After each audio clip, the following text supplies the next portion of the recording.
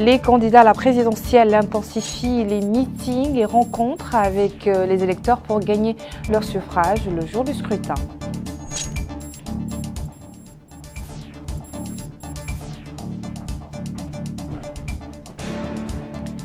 Le président de la CENI tient une rencontre avec les représentants des candidats à la présidentielle, centrée sur le déroulement de l'opération électorale.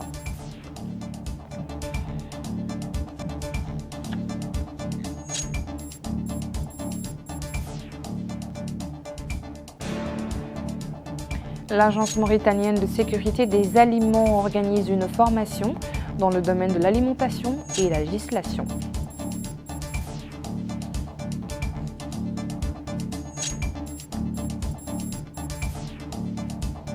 Bonsoir, comme annoncé dans les titres, nous ouvrons cette édition par la campagne électorale pour les présidentielles, pour la présidentielle du 29 juin, qui bat son plein depuis maintenant 11 jours, mais ce sera juste après ce jingle.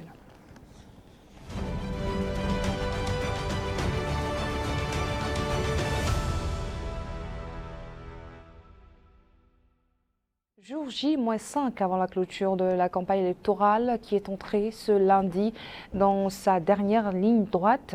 En attendant, les 7 candidats en compétition continuent de battre campagne à l'intérieur du pays pour convaincre les électeurs sur la pertinence des programmes qui leur sont proposés pour les 5 prochaines années. Hier soir, le candidat Mohamed Cheikh El Ghazouani était face aux électeurs de la wilaya du Tiris Zemour lors d'un meeting électoral dans la ville de Zouérat. Le président sortant a mis en avant les investissements qui ont bénéficié la wilaya, soit plus de 170 milliards d'ouguiya anciennes, promettant de multiplier cet investissement et de l'orienter vers des secteurs vitaux. Aminata Khan. Lors de ce meeting électoral, le candidat Mohamed Cheikh El Ghazouani s'est engagé devant ses militants à œuvrer davantage à une transformation profonde de la cité minière qui est un important levier de développement économique.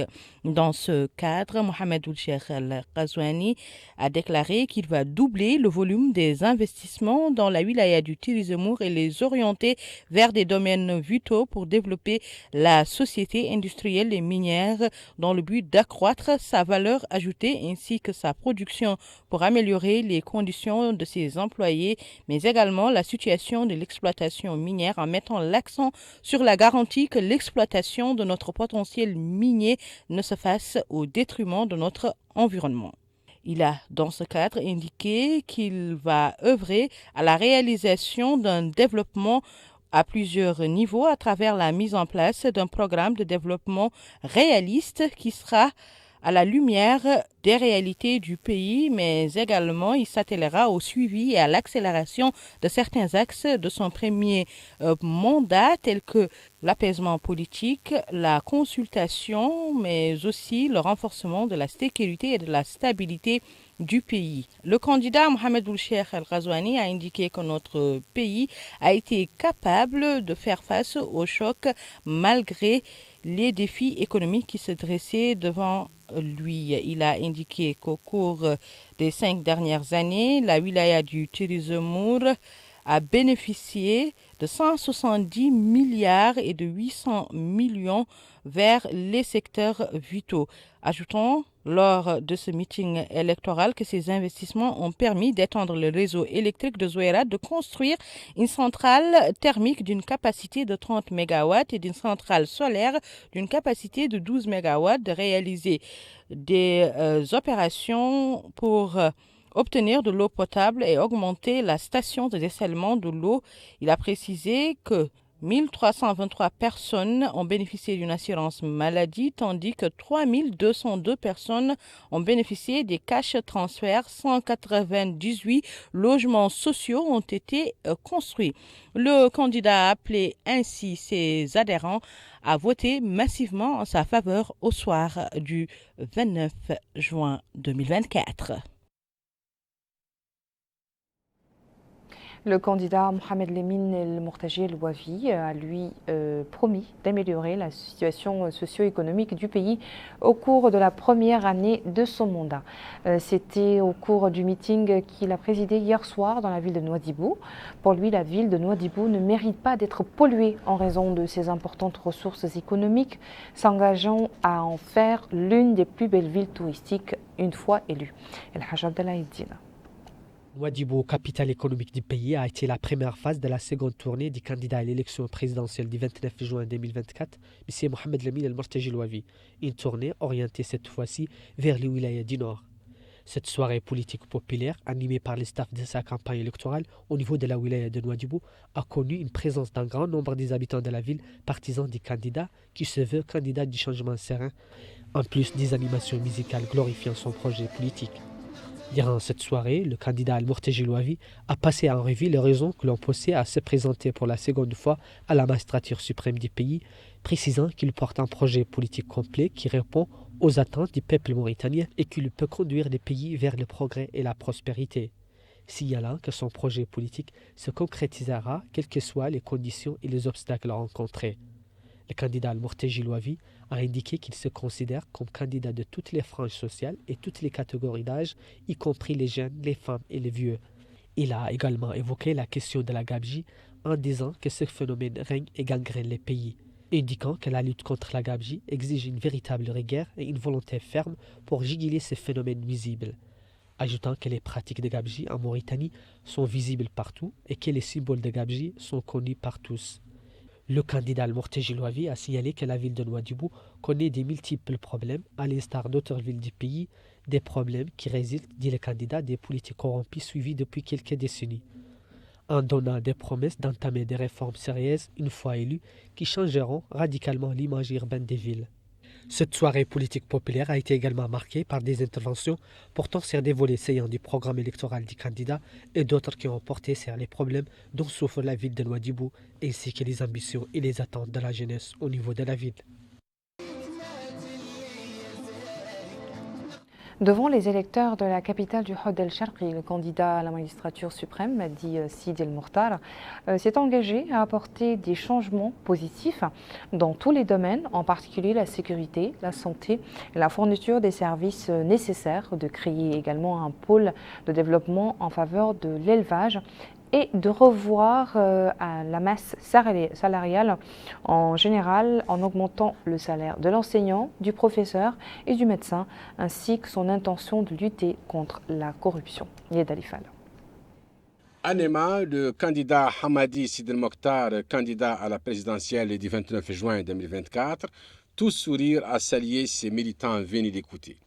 Dans un discours, le candidat a déclaré que le pouvoir en place a engagé un calendrier électoral pour une période qui n'est guère propice à cause des températures très élevées. Le candidat a demandé à l'assistance quel bilan faites-vous de l'aide que le pouvoir en place était censé vous apporter suite au déficit pluviométrique de l'année dernière. Selon lui, l'État s'est montré incapable de mettre à disposition des éleveurs les aliments de bétail. Il a déclaré que Tawassoul, une fois élu, apportera aux habitants de cette ville l'électricité, l'eau et tout ce qui manque à la ville pour en faire un pôle de développement qui permettra à ses habitants de vivre dans de bonnes conditions.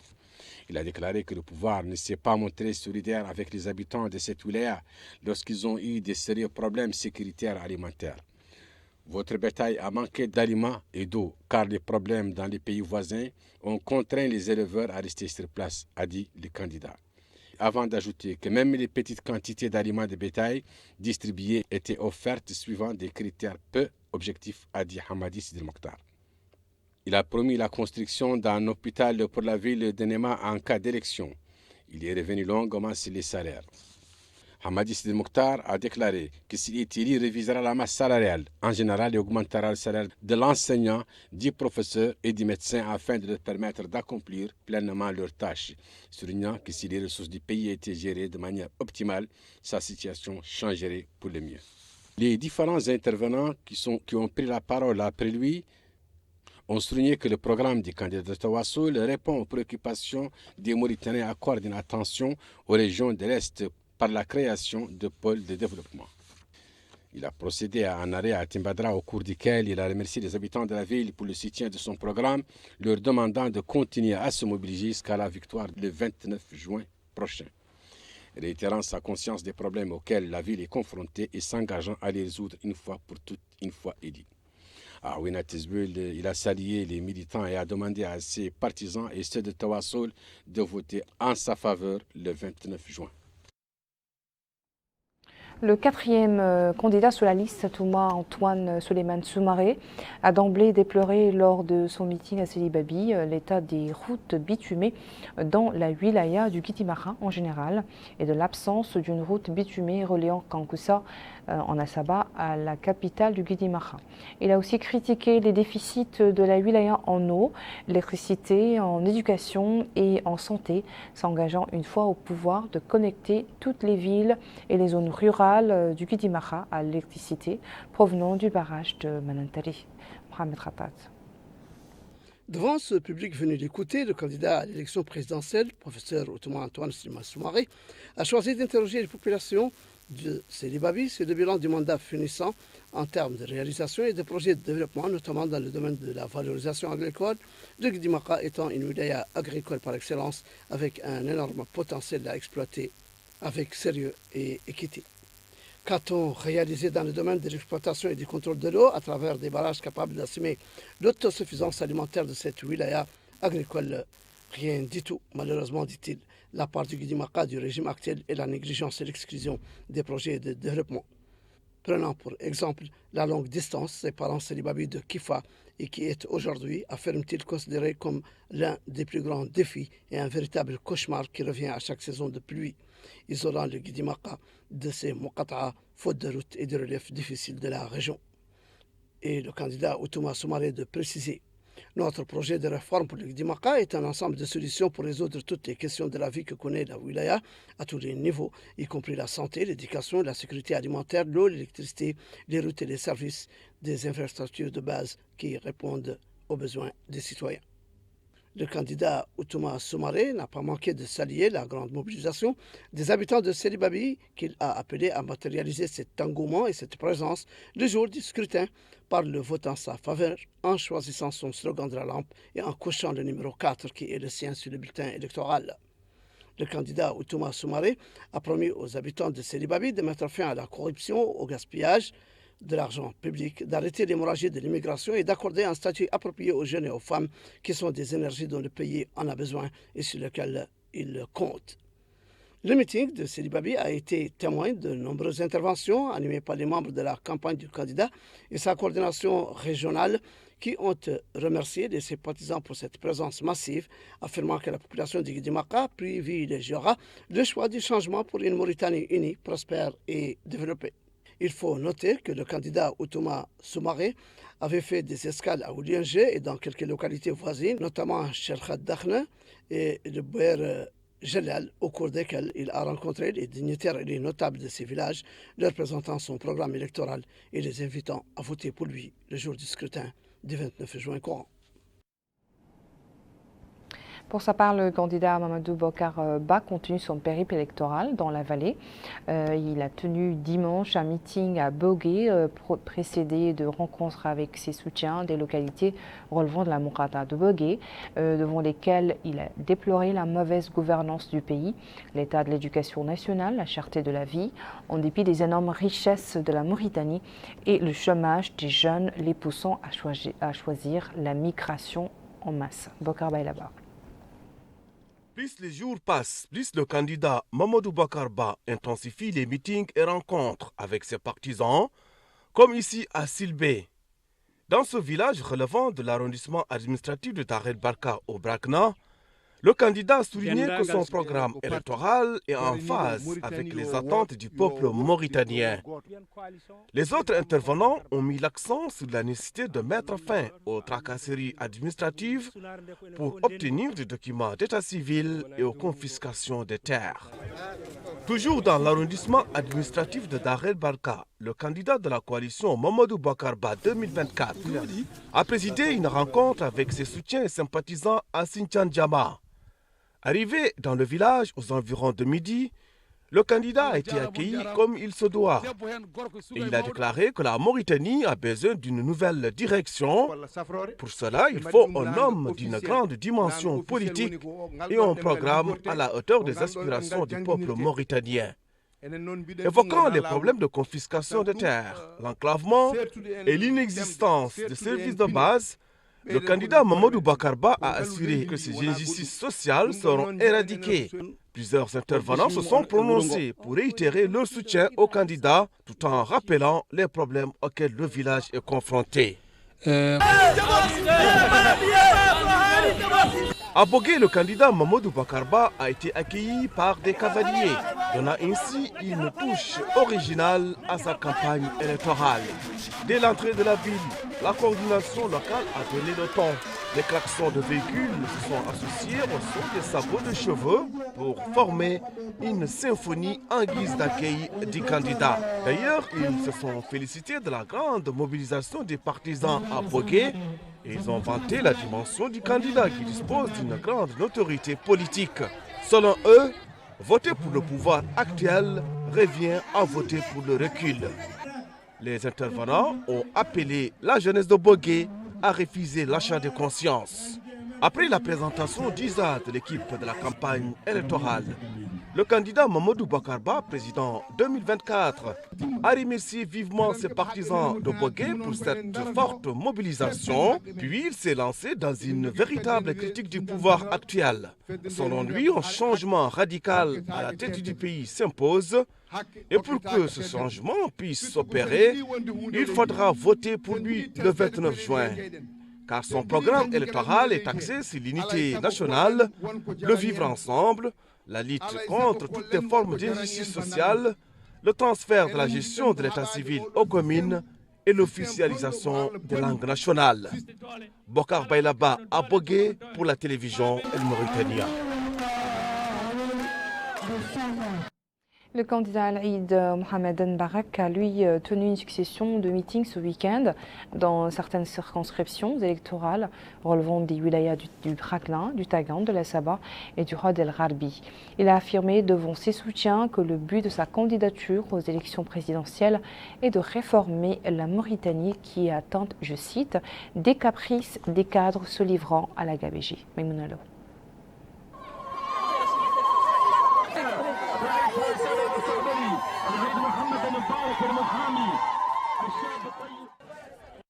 De la ville de Tuile au point le plus éloigné des frontières mauritano-maliennes, les partisans du candidat de l'Alliance des Forces du Salut, El-Eid Mohamed Mbarek, se sont rassemblés pour accueillir leur candidat. Le candidat Al-Eid a exprimé sa solidarité avec les habitants de cette région qui, selon lui, n'ont pas bénéficié des services de base appelant les électeurs à sanctionner les responsables de cette situation et à ne pas céder à leur pression en votant pour lui lors de l'élection présidentielle prévue le 29 juin prochain. Dans son discours, il soutient que les citoyens doivent comprendre que le changement est entre leurs mains. Il déclare « Je sais qu'il y a des intimidations et des pressions, et je sais que le groupe qui est venu aujourd'hui est celui qui a résisté à ces pressions. C'est le groupe qui croit à sa voix et en sa décision, et qui est capable de changer Tuile et la Mauritanie. Je pense que vous avez essayé tous les candidats, en particulier Ould Ghazouani, et vous savez ce qu'il a fait pour la Mauritanie et ce qu'il a fait pour Tuile. El-Eid Mohamed Mbarek est arrivé à Tuile en provenance de Tintin, où il a assisté à un rassemblement électoral consacré à la discussion des situations économiques et sociales du pays et aux solutions alternatives, consistant selon le candidat à empêcher le retour de la confiance dans le système corrompu. Selon ses termes, il déclare à cette occasion « Je vous dis, si vous utilisez les pouvoirs que vous avez, vous, les jeunes, vous, les femmes, nous voulons que vous entrez dans chaque maison avec notre slogan. Dans chaque maison avec ce projet. Je veux que les choses soient claires pour vous. Si Tintin trouve un président comme moi, il aura de l'eau et de l'électricité. » Le candidat El-Eid Mohamed Mbarak a fait quelques arrêts dans plusieurs villages des régions du Bragna, du Tagan et de la Saba, en route vers le Rod El Gharbi, où il a écouté les demandes essentielles de certains de ses partisans s'engageant à y répondre s'il est élu président de la République lors du scrutin ce samedi prochain.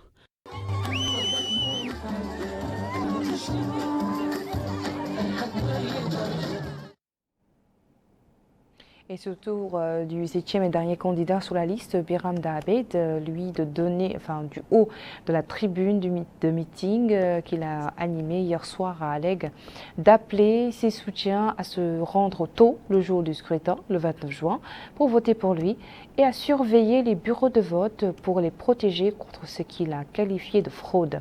Plus tôt dans la journée, il a rencontré ses partisans dans des localités relevant de Bogué et de Bababé. Un récit signé Moussa Ndiaye. C'est à Alleg, capitale régionale de la wilaya d'Ibrakna, que le candidat à la présidentielle du premier tour, dit 29 juin 2024, M. Biram Dahabed, a présidé un meeting de sensibilisation et d'orientation de ses électeurs. Au cours de cette rencontre avec les habitants d'Allegville, le candidat Biram Dahabed a saisi cette occasion pour présenter les grands axes de son programme électoral. Il a aussi dénoncé certaines pratiques qui, dit-il, ne répondent pas aux normes de plusieurs projets de développement local en Mauritanie. Dans ce cadre, il note les difficultés que rencontrent souvent les citoyens sur le plan alimentaire, eau, santé et éducation.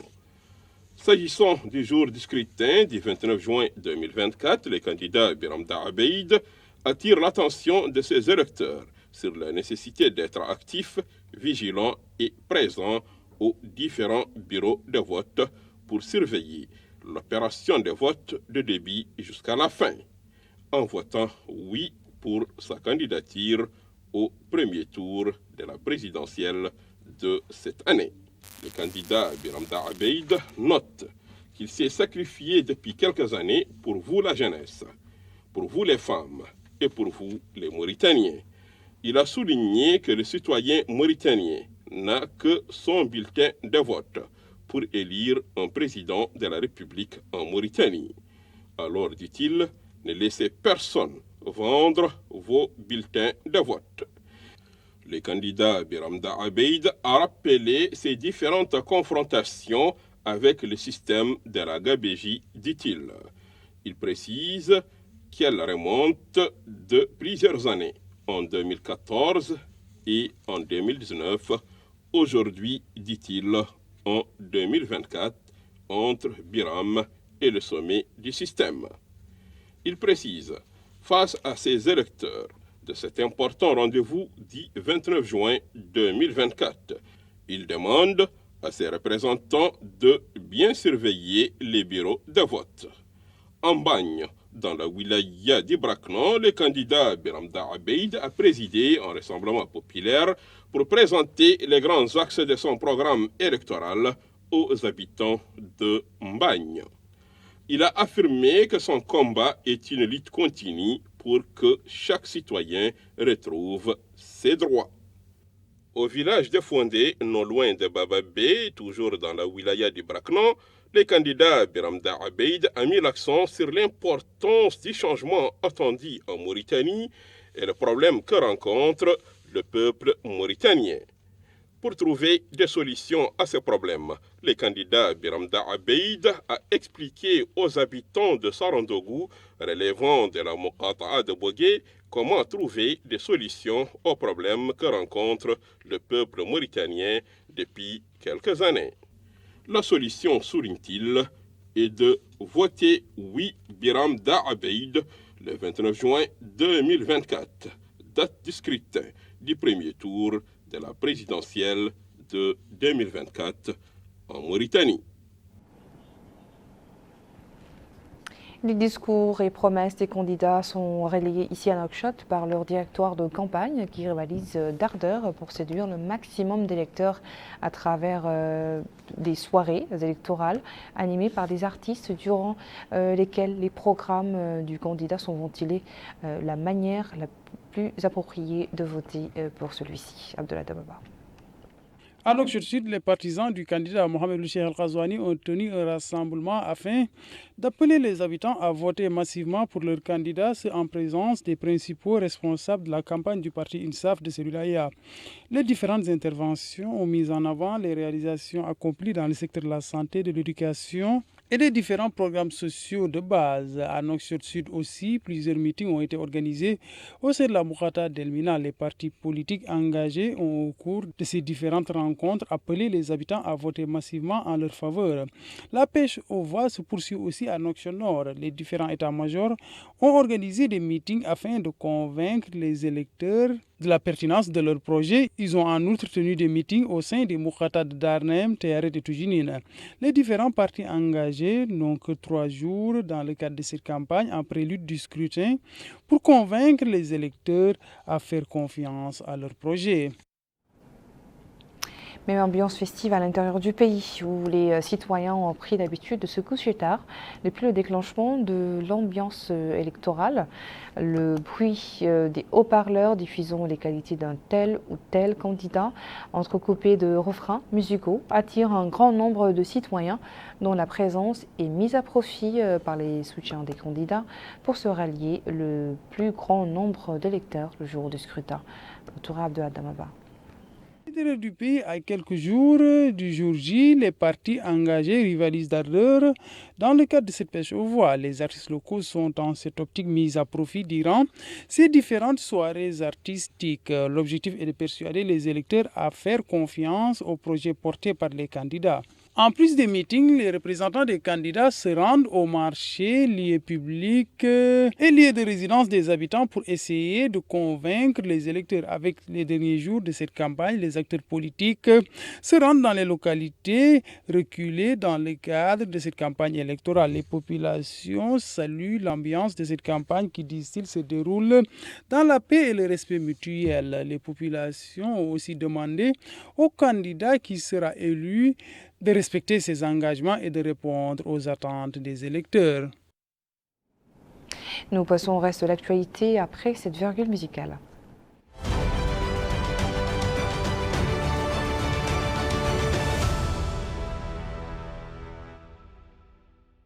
Autre titre de ce journal, le président de la Commission électorale nationale indépendante, Seni Abdeljelil, et ses collaborateurs ont eu ce lundi une séance de travail avec les représentants des 7 candidats à la présidentielle 2024.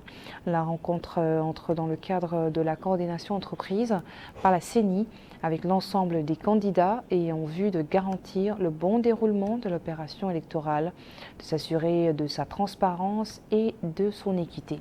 La CENI œuvre à faire participer tous les concurrents aux différentes étapes de l'opération ainsi qu'à les informer sur les modalités organisationnelles. Par ailleurs, la CENI, à travers son voix de son porte-parole, Mohamed Drioula Adem, toutes les personnes inscrites sur la liste électorale à retirer leurs cartes d'électeurs, notant que la Commission a préparé des équipes pour sensibiliser à l'importance de la carte électeur, et qui permet à son propriétaire de connaître ces informations de base, telles que le numéro d'inscription sur la liste électorale et le bureau de vote. Yedalifal.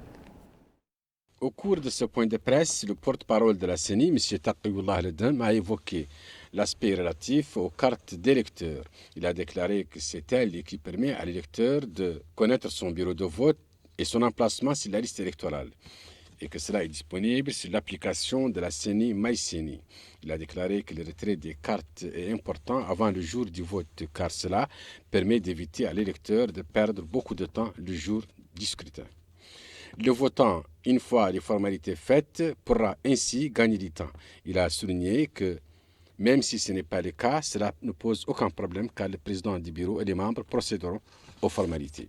M. Taqiyullah Al-Dem a rappelé que la CENI est fin prête pour cette élection, aussi bien au niveau national qu'au niveau des bureaux de vote de l'étranger, pour permettre à notre diaspora de s'acquitter de son devoir le 29 juin prochain.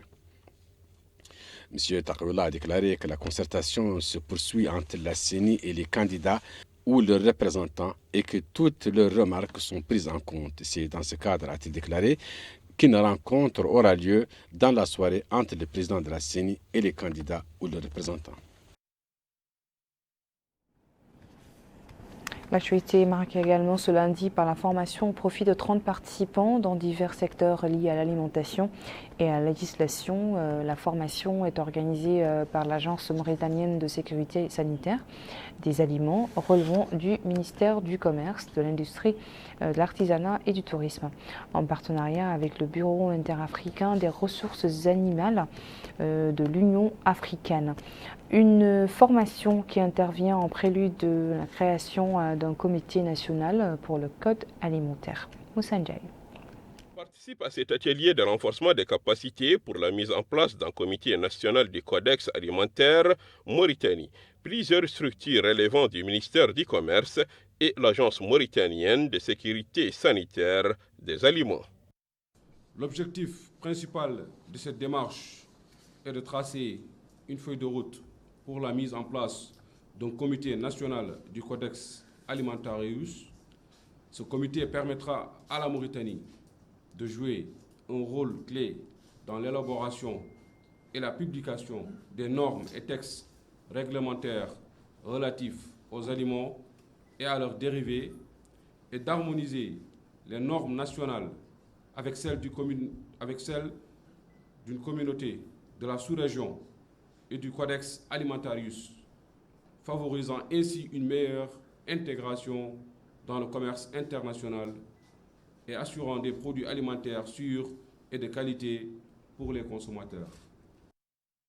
De son côté, Madame El-Ammam Moulaïli, directrice générale adjointe de l'Agence mauritanienne de sécurité sanitaire des aliments, a souligné que cette session de formation n'est qu'un cadre technique et professionnel qui, dit-elle, va sans nul doute renforcer les capacités des participants. Aussi, ajoute-t-elle, c'est pour mettre en place un comité national du codex alimentaire pour la première fois en réponse aux doléances des partenaires internationaux.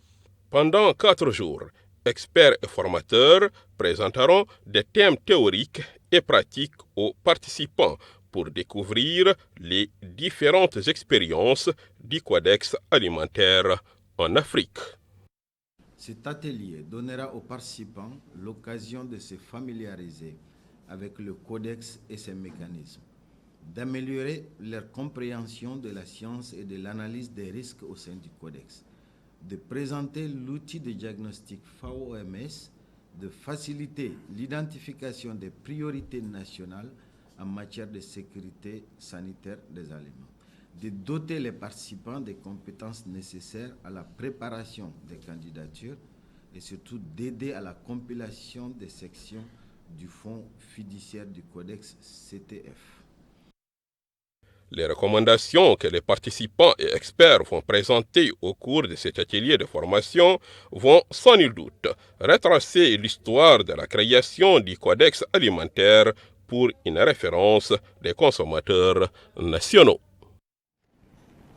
Et nous refermons cette édition par les activités de la journée scientifique sur l'hémodialyse et les maladies rénales organisée par le ministère de la Santé de la Société et la Société mauritanienne de néphrologie en collaboration avec la Société internationale des services médicaux et son partenaire Baxter sous le thème Insuffisance rénale en Mauritanie, innovation en hémodialyse.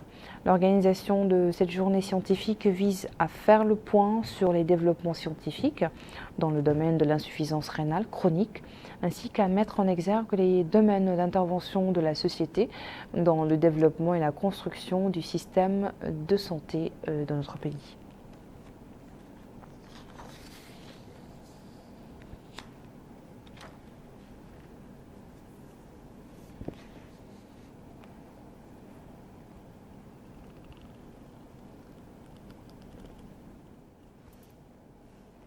C'est sur cette page santé que s'achève notre journal. Merci à vous de nous avoir suivis. Le rappel des titres à la une. Les candidats à la présidentielle intensifient les meetings et rencontres avec les électeurs pour gagner leur suffrage le jour du scrutin.